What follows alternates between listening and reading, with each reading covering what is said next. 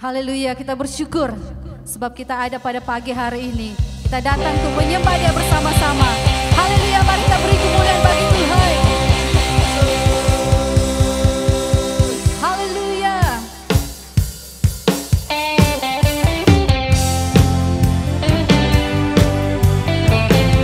Terima kasih Tuhan. Biar kami terus berjalan di dalam iman kami. Hendak Kau sentiasa beserta kami. Berjalan dengan kuasa di dalam iman, bukan berkata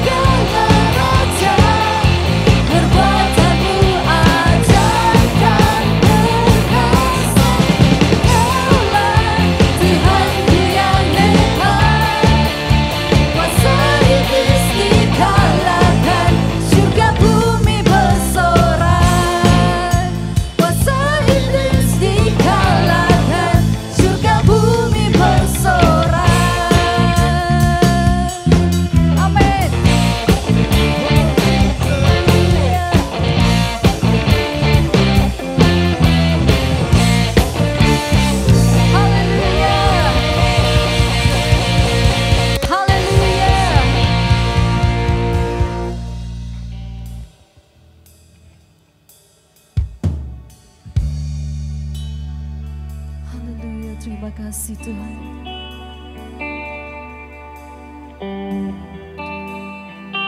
Kami bersyukur karena kami memiliki Allah seperti Engkau. Pujilah nama-Mu Tuhan. Oh Roh Kudus, Engkau hadir di sini, jamah hati kami.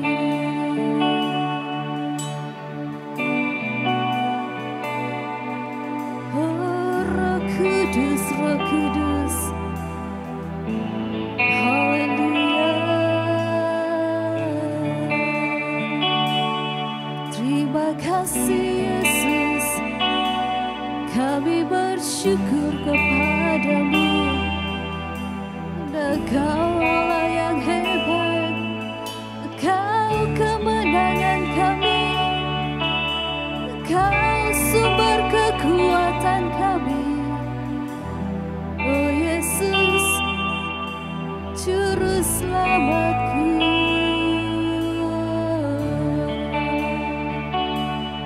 Haleluya, haleluya.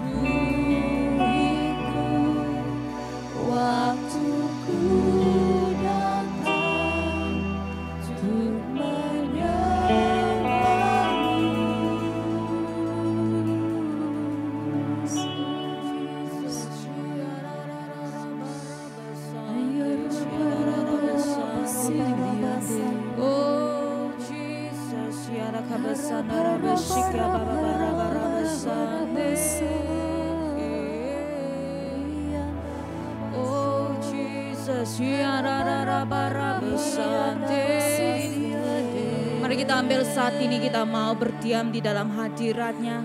Katakan kepada Roh Kudus, datang penuhi kami pada saat ini Tuhan. Kami perlukan Engkau Roh Kudus dalam kehidupan kami. Penuhi kami Tuhan pada saat ini. Jesus, we worship you. Hisa babara bara basande. Kami perlu Kau Roh Kudus. Kami perlukan Kau Roh Kudus. Haleluya Jesus. Yanara bara basande. We worship you Lord Jesus. Yanara bara basande. Isaka baba bara basande. Isaka baba bara basande. Jesus, hallelujah. Shiarara basande. Yarara basara basiki yarara basande. Hallelujah Jesus. Terima kasih Tuhan buat hadirat-Mu di tempat ini Tuhan. Di mana kami percaya Engkau Allah yang hadir di tengah-tengah kami Tuhan. Bapa, pada saat ini kami berdoa Tuhan. Roh Kudus, kami perlukan Engkau Bapa. Kami perlukan Engkau lebih dari hari-hari kemarin kami Tuhan. Pada saat ini kami berdoa Tuhan, jangan tinggalkan kami Holy Spirit. Tapi Tuhan, kami berdoa pimpin kami Tuhan untuk melalui setiap kehidupan kami. Sampai kami benar-benar Tuhan masuk ke dalam rencana-Mu ya Bapa. Terima kasih Tuhan, terima kasih ya Bapa, di mana kami dapat berkumpul di tempat ini untuk meninggikan nama-Mu Tuhan. Bapa, kami berdoa Tuhan agar kehidupan kami terus bertumbuh dan bertumbuh di dalam Engkau. Di mana pada pagi hari ini juga kami berdoa yang sakit disembuhkan, yang lemah dikuatkan, yang bersedih dihiburkan, yang tuli mendengar, yang bisu berbicara, yang tempang berjalan Tuhan. Karena Allah yang kami sembah adalah Allah yang luar biasa, Allah yang hidup di tengah-tengah kami Tuhan. Terima kasih Tuhan, pakai kami dengan sesungguhnya Bapa. Di dalam nama Tuhan Yesus, semua yang percaya semua katakan amin. Beri tepukan kepada Tuhan Yesus kita. Haleluya.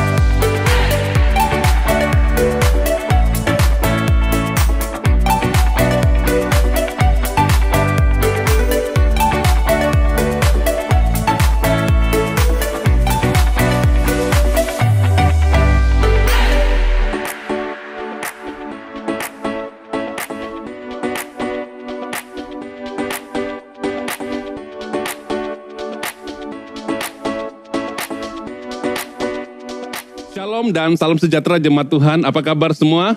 Saya berharap semua jemaat Tuhan dalam keadaan yang baik, dalam keadaan yang sehat. Puji Tuhan karena pada pagi hari ini kita diberikan kesempatan oleh Tuhan sekali lagi untuk kita bisa datang beribadah bersama-sama secara online di rumah masing-masing. Puji Tuhan, haleluya. Sebelum kita mendengarkan firman Tuhan, saya ingin mengajak saudara untuk mempersiapkan hatimu untuk memberi yang terbaik kepada Tuhan. Amin. Dan cara pemberian kita itu ada terpapar di screen ini, yaitu melalui bus ataupun melalui online banking. Anda boleh gunakan yang mana satu. Amin.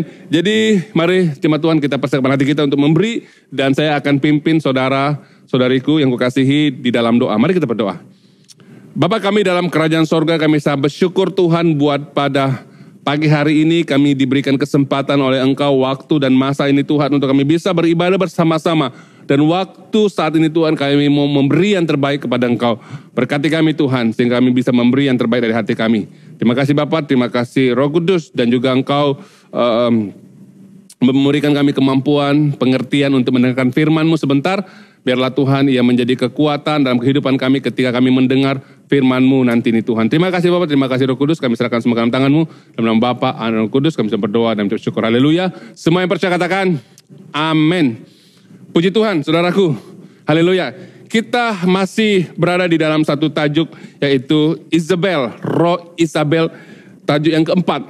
Saudara yang seiman dalam Tuhan, kita perlu tahu bahwa Roh Isabel ini jika kita tidak berhadapan dengannya, jika kita tidak berani menentangnya, jika kita tidak tahu bagaimana untuk mengatasi Roh Isabel dalam kehidupan kita, dalam keluarga kita, dalam gereja, ataupun di dalam tempat pekerjaan kita. Dan saya percaya bahwa ia akan merosakkan dan merampas otoritas yang Tuhan berikan dalam kehidupanmu.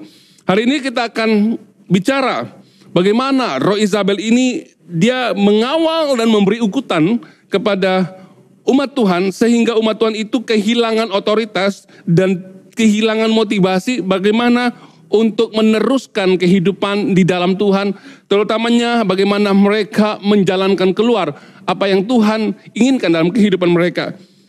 Dan Roh Isabel ini dia berusaha untuk merampas warisan yang telah Tuhan berikan kepada kita dengan cara mengawal dan dengan cara mengugut kita supaya kita kehilangan pengaruh, kita kehilangan otoritas. Itu sebabnya saudaraku, ketika kita berpegang teguh kepada perjanjian Tuhan yang Tuhan berikan kepada kita, kita percaya bahwa kita mampu mengalahkan atau melawan dan menang atas roh Isabel yang pada hari ini sedang dan mau menghancurkan umat Tuhan.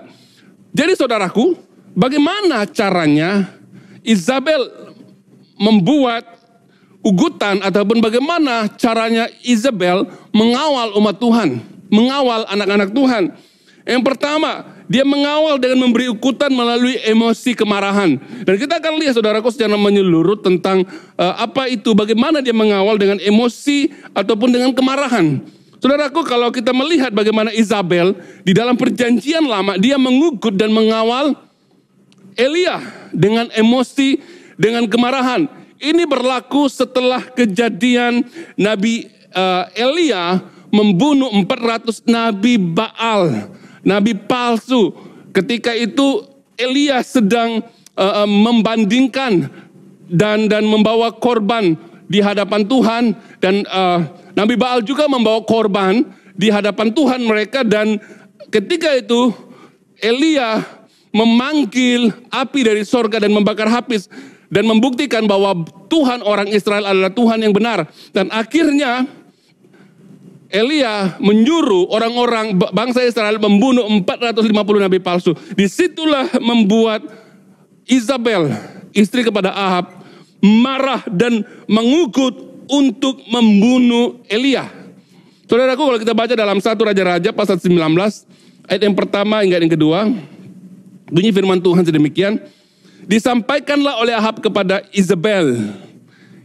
Apa yang Ahab lihat disampaikan kepada Isabel. Menurut ayat ini, disampaikanlah oleh Ahab kepada Isabel perihal semua yang dilakukan Elia dan bagaimana dia membunuh semua nabi itu dengan pedang. Lalu Isabel mengutus seorang pesuruh kepada Elia dengan pesan, dengan baik-baik, menyuruh dengan pesan, biarlah Tuhan, maksudnya Allahnya Isabel, biarlah Tuhan mengazabkan aku, bahkan lebih lagi jika esok pada waktu seperti ini aku tidak membuat nyawamu sama dengan nyawa seorang daripada kalangan mereka. Jadi saudaraku, Isabel menggunakan emosinya dan untuk tujuannya adalah untuk menyatakan kemarahannya, untuk mengugut dan untuk mengawal Elia ketika itu saudaraku. Jadi apabila Isabel mendengar apa yang dibicarakan oleh Ahab mengenai Elia, maka dia menyuruh orang menyampaikan bahwa besok saya akan membunuhmu sama seperti engkau membunuh nabiku yang 450 orang itu. Saudaraku yang seiman dalam Tuhan, ini dia ketika Elia mendengar ugutan kemarahan Isabel, apa yang berlaku saudaraku? Elia waktu dia mendengar ancaman ini, Elia melarikan diri.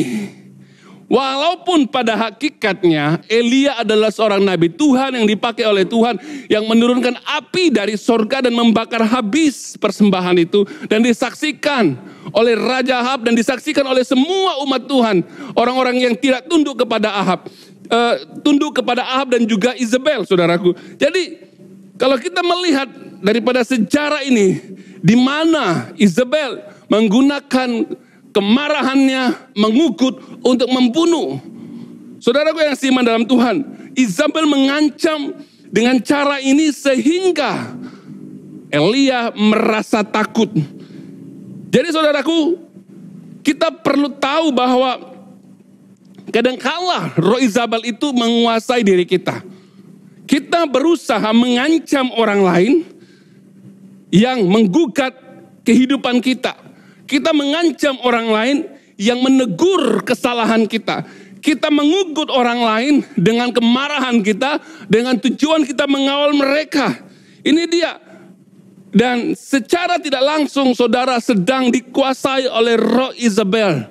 Sehingga membuat kehancuran, sehingga membuat orang rasa takut. Dan kamu mengontrol ataupun kamu mengawal mereka dengan kemarahanmu. Karena kesalahanmu ditegur. Karena apa yang kamu perbuat itu salah. Sehingga kamu tidak mau menerima apa yang menjadi kesalahanmu. Sehingga engkau mau mengancam. Di dalam gereja, saudara mengancam orang lain yang menegur engkau.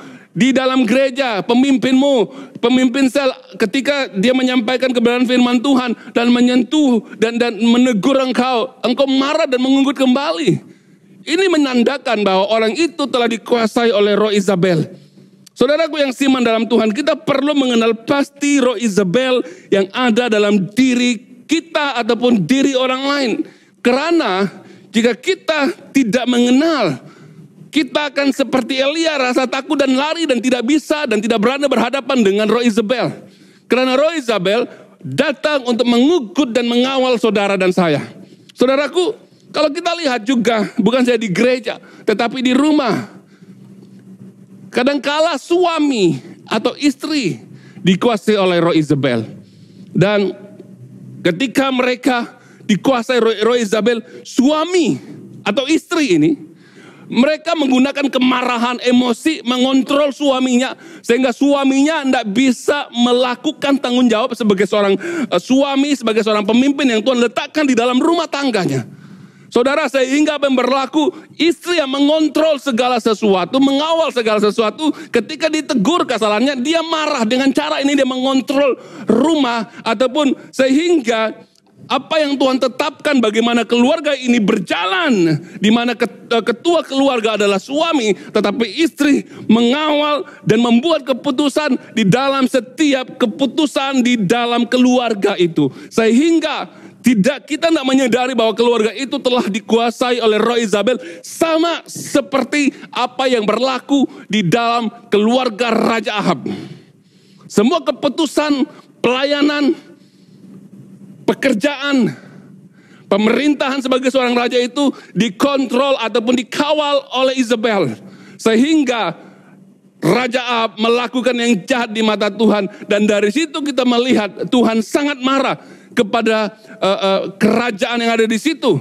Tuhan sangat marah dengan roh Isabel, marah dengan Ahab karena Ahab melakukan yang jahat di mata Tuhan. Saudaraku, kalau kita perhatikan dalam keluarga kita, jika ada hal seperti yang berlaku, kita sedang melakukan yang jahat di mata Tuhan. Bukan saja istri, tetapi suami juga. Kadang-kala tidak ada alasan marah, mengontrol, dengan membuat keluarga itu kocar kacir dan tidak ada kedamaian di sana. Saudaraku yang siman dalam Tuhan, kita perlu mengerti. Karena roh Isabel ini, dia menggunakan manipulasi.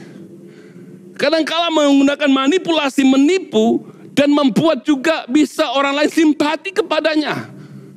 Dengan mengontrol orang, mengawal orang itu dengan emosi simpati. Dia berusaha supaya orang simpati dengan dia. Karena apa? Supaya ketika dia berbicara, orang lain ikut apa yang dia inginkan. Ini sangat bahaya, saudaraku. Dengan dia membuat dirinya seolah-olah mangsa.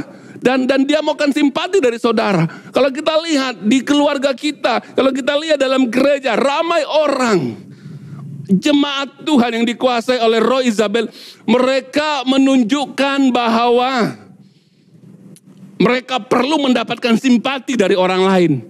Dan sehingga dia mendapat apa yang menjadi keinginan hatinya.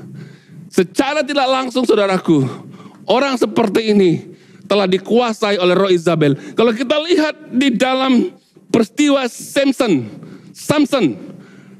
adalah seorang Yahudi, seorang bangsa Israel, saudaraku. Dan ketika itu dia adalah nazir Tuhan, dan dia hidup di pada para hakim, dan dia adalah salah satu hakim ketika itu di bangsa Israel. Dan Tuhan memberikan kekuatan kepadanya, dan Tuhan telah mengikat perjanjian kepada Samson, dan Samson ini berjalan dalam perjanjian Tuhan di mana dia akan memberikan ataupun dia akan melindungi bangsa Israel dengan kekuatan yang Tuhan berikan kepadanya. Di mana rambutnya itu adalah lambang otoritas yang Tuhan berikan, lambang kekuatan. Dan Tuhan katakan kepada orang tua Samson, dan juga Samson juga mengetahui bahwa tidak bisa dipotong rambutnya. Karena itu yang melambangkan kekuatan otoritas Samson.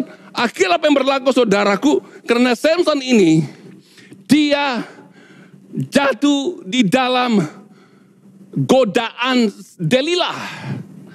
Delilah sentiasa Alkitab mengatakan merengek-rengek, merayu, sentiasa merayu untuk meminta simpati supaya diberitahukan kepadanya tentang kelemahan Samson.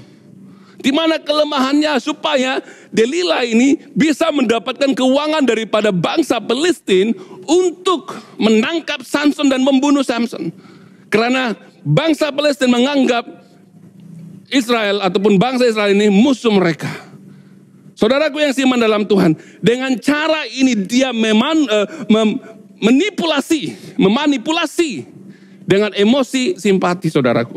Jadi saudara yang seiman dalam Tuhan, kalau kita lihat dalam gereja, ramai juga orang Kristen seperti ini. Dia menipu kita dengan emosinya, dan kita merasa simpati. Akhirnya kita menuruti apa yang menjadi keinginannya, sehingga ia membawa masalah dalam kehidupan kita dan juga di dalam kehidupan bergereja. Saudara yang seiman dalam Tuhan, orang seperti ini akan terus menerus merayu, terus menerus membujuk, merengek-rengek untuk mendapatkan simpati dari orang lain, sehingga kehidupan orang ini tidak pernah maju di dalam Tuhan dan menyebabkan orang lain kehilangan otoritas. Saudara, kalau kita baca di dalam Hakim-Hakim pasal yang ke-16 ayat 16 hingga yang ke-18, kita lihat cerita ini. Hakim-Hakim 16 ayat 16 hingga 18. Setelah berhari-hari perempuan ini merengek-rengek kepada yang terus mendesaknya, hati Samson tidak tahan, saudaraku. Firman Tuhan mengatakan hati Samson tidak tahan dan duka cita karena tujahan bertalu-talu pujukan perempuan itu. Maka dicurahkannya lah kepada Delila seluruh isi hatinya. Katanya, kepalaku tidak pernah kena pisau cukur, karena sejak dalam kandungan ibuku aku seorang penazar Allah. Jika kepalaku dicukur, akan lenyaplah kekuatanku, dan aku menjadi lemah dan menjadi seperti siapa sahaja. Yang ke-18, setelah jelas kepada Delila bahwa Samson mencurahkan segala isi hatinya, dia menyuruh agar para ketua warga Palestina dipanggil, katanya. Sekali ini datanglah kemari, karena Samson telah menceritakan kesemuanya kepadaku. Lalu datanglah para ketua warga kota Palestina itu kepadanya sambil membawa uang upahan berkenaan. Saudaraku, Samson terjatuh dalam perangkap Delila karena dia dirayu simpati. Sehingga firman Tuhan mengatakan, Samson mengatakan hatinya tidak tahan dengan Delila sampai dia menyatakan rahasia otoritasnya. Apa yang berlaku, saudaraku? Di sini kalau kita lihat, roh Isabel ini menguasai Delila. Supaya apa, saudaraku? Supaya dia merampas otoritas yang ada dalam hidupmu. Kekuasaan yang ada dalam hidupmu. Sehingga engkau tidak bisa berbuat apa-apa. Ketika musuh datang, saudara hanya menyerah. Saudara tidak bisa melawan kembali karena otoritasmu telah dirampas oleh roh Isabel. Saudara yang seiman dalam Tuhan, ini kita perlu perhatikan. Ketika kita jatuh di dalam rengetan ataupun rayuan roh Isabel ini, yang membuat saudara kehilangan otoritas. Saudara terjatuh di dalam dosa perzinahan. Saudara terjatuh dalam penyembahan berhala. Saudara terjatuh di dalam tangan musuh, sehingga saudara kehilangan otoritas, kedudukan, apa yang Tuhan letakkan dalam hidupmu untuk menjadi pelayan Tuhan. Sehingga saudara tidak bisa berbuat apa-apa, dan musuh datang mengoyakkan dan menghancurkan saudara dan saya. Jadi kita perlu perhatikan, saudaraku. Kita perlu tahu bahwa musuh datang meminta simpati daripada saudara. Sehingga dia berbalik dan menghancurkan saudara, menghancurkan gereja, dan menghancurkan keluarga saudara. Ini dia roh Isabel sangat-sangat jahat. Ia adalah roh yang ada di perjanjian lama. Dan juga dikatakan oleh Tuhan dalam perjanjian baru kepada Yohanes di Pulau Patmos. Kepada pesan kepada jemaat di Tiatira, hati-hati dengan wanita Isabel yang mengajarkan kepalsuan. yang mengajarkan ajaran-ajaran palsu. Sehingga kamu makan makanan yang dipersembahkan kepada berhala. Sehingga kamu juga menyembah kepada berhala. Benar, kata Tuhan. Kamu mengasihi aku, kamu melayani aku. Kamu sungguh-sungguh, tapi pada masa yang sama engkau mengizinkan pengajaran nabi palsu itu masuk ke dalam hatimu. Saudaraku yang seiman dalam Tuhan. Ini dia. Kalau kita tidak berhati-hati, otoritas kita bisa dirampas melalui perbuatan roh Isabel dalam setiap ataupun di dalam seseorang yang menghancurkan otoritas yang Tuhan berikan kepadamu. Sebagai suami, sebagai orang-orang, sebagai pemimpin dalam gereja, kita perlu berwaspada atas ugutan, atas kawalan Isabel yang mau menghancurkan kita. Saudaraku yang seiman dalam Tuhan, ini dia. Kalau kita baca saudaraku, apa kata Yesus kepada memberikan wahyunya kepada Yohanes di Pulau Patmos. Dalam Wahyu pasal yang kedua, ayat yang ke-20 hingga dan ayat yang ke-24. Wahyu pasal 2, ayat yang ke-20 dan ayat yang ke-24. Namun demikian, aku mencelahmu karena satu perkara.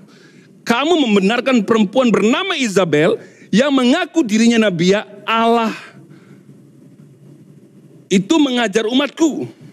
Dia mengajar dan menyesatkan hamba-hambaku. Sehingga, dengar baik-baik, sehingga apa saudaraku? Mereka melakukan percabulan dan makan makanan yang telah dipersembahkan kepada berhala. Tetapi, ayat ke-24, tetapi setengah dari kamu di Tiatira tidak mengikut ajaran durjana itu. Kamu tidak menuntut ilmu daripada si iblis. Aku berkata kepadamu bahwa aku tidak akan menambahkan beban dan kewajiban baru. Saudaraku, roh Isabel, dia adalah roh yang menipu, roh yang melayani, seolah-olah dia melayani kita, tetapi di sebaliknya dia mau meyakinkan kita untuk kita mengikuti apa yang menjadi keinginannya. Saudaraku, sehingga kita melakukan penyembahan berhala, sehingga kita masuk ke dalam dosa perzinahan dan berkompromi dengan berhala, saudaraku. Jadi ini sangat penting. Tuhan Yesus telah memberi nasihat kepada gereja di Tiatira. Berhati-hati. Jika tidak, engkau akan jatuh ke dalam dosa seperti ini. Roh penyembahan berhala. Saudaraku yang seiman dalam Tuhan, kita perlu mengerti saudaraku. Makanya dalam gereja kalau kita lihat hari ini, ada orang-orang yang dikuasai oleh roh berhala. Ataupun dikuasai oleh roh Isabel. Mereka berusaha untuk mengajarkan pengajaran yang baru, supaya orang itu mengikut mereka. Kelihatannya seperti mereka itu orang yang rohani. Tetapi pada dasarnya dia berusaha untuk memecah belahkan gereja Tuhan. Memecah belahkan hubungan kesatuan dalam gereja. Mereka membuat persekutuan-persekutuan di luar daripada gereja ini. Mereka adakan grup-grup doa mereka adakan grup-grup persekutuan mereka tanpa pengetahuan. Dan mereka menjemput orang lain dari luar mengajar mereka. Dan mereka tidak menyelidiki siapa mereka. Akhirnya adanya pemberontakan, adanya perpecahan dalam gereja. Ini yang Isabel maukan dalam rumah Tuhan hari ini. Dia mau menghancurkan gereja Tuhan dengan membawa pengajar-pengajar luar yang menganggap dirinya seorang pelayan Tuhan. Dan firman Tuhan mengatakan dalam Wahyu, dia adalah Isabel yang menganggap dirinya nabiah. Padahal dia mengajarkan umatku, kata Tuhan, hal-hal penyembahan berhala, hal-hal yang salah. Sehingga Tuhan menegur jemaat di Tiatira. Saudaraku yang seiman dalam Tuhan, hal ini akan berlaku di akhir zaman ini. Ramai orang akan datang ataupun mereka akan mengajar dengan ajaran yang salah untuk menghancurkan perpaduan kesatuan di dalam gereja ini. Mereka menyusup masuk dengan diam-diam. Mereka menghancurkan gereja, menghancurkan tubuh Tuhan, kesatuan, dan di targetnya ataupun fokusnya adalah para pemimpin dalam gereja, orang-orang yang berpengaruh sehingga dia bisa mengontrol orang itu dan membawa perpecahan.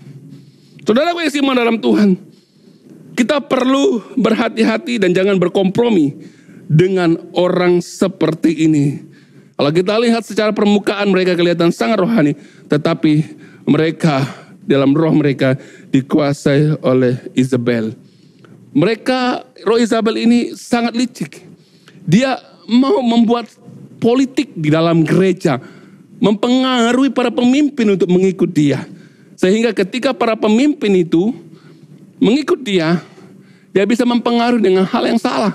Ataupun dengan cara dia berusaha menguasai jemaat, menguasai orang-orang dalam gereja itu untuk menyerang pemimpin, menyerang hamba Tuhan, menyerang orang yang punya otoritas. Karena kita tahu bahwa tujuannya adalah untuk merampas otoritas yang Tuhan berikan kepada mereka. Mereka adalah mangsa, target utama roh Isabel ini. Dan dia berusaha untuk memalukan pemimpin itu. Mereka berusaha untuk mau mencemarkan atau merampas otoritas pemimpin ataupun gembala, pastor ataupun siapa saja yang Tuhan letakkan sebagai otoritas yang tertinggi dalam gereja. Dia berusaha supaya orang tidak respect kepada pemimpin itu dan menuduhkan hal-hal yang salah. Ini bahaya, saudaraku. Firman Tuhan mengatakan bahwa Tuhan sangat perhatikan pemimpin yang Tuhan telah letakkan dalam gereja. Dimanapun saudara beribadah.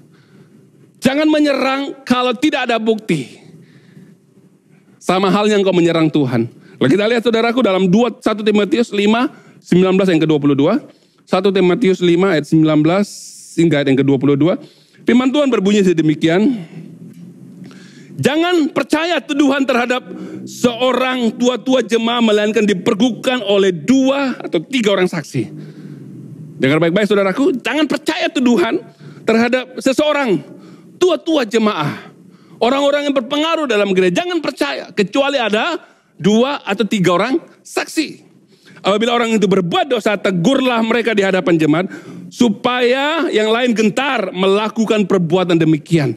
Kalau ada yang lakukan seperti ini, pemimpin ataupun orang itu, yang Tuhan punya otoritas, tegur orang itu di depan jemaat.